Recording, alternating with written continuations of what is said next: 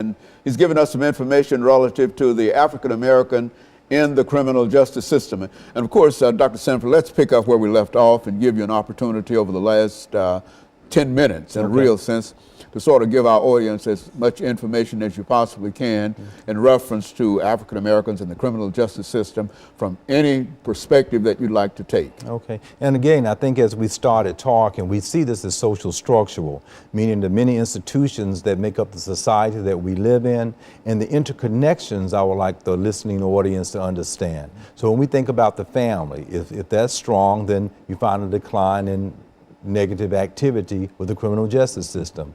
But within our society, if economics is declining, people don't have jobs, it impacts family. And then you have religion, and if you have families in decline, economics in decline, and religion is trying to do their best to help those families, but they don't come up to par, you find an increase in issues there, such as the Ferguson. So then you find the government that gets involved, and they are trying to create certain programs that might help low-income urban areas or either rural areas that might be low income. So I'm trying to get you to see that within those major institutions, there's an interconnection between there. When those things are good, then we'll find the criminal justice system and people not being deviant within the society in which we live in.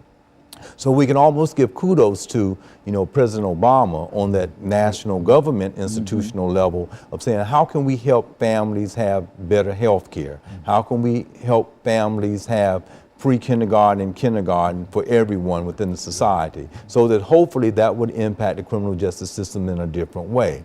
But even given that, I'm talking, as we may mention to the last segment, about the disproportionate amount of people that are in prison, the disproportionate amount of people that are in the criminal justice system, the behavior that those who are in authority, such as police, and in the actions of Martin or Brown or Gardner or the kid in Cleveland that was shot, how do we have a more humanitarian way within our criminal justice system, along with the positive and good things about the system? Because it does keep order. If we can imagine it not having a criminal justice or policing, it would be chaotic.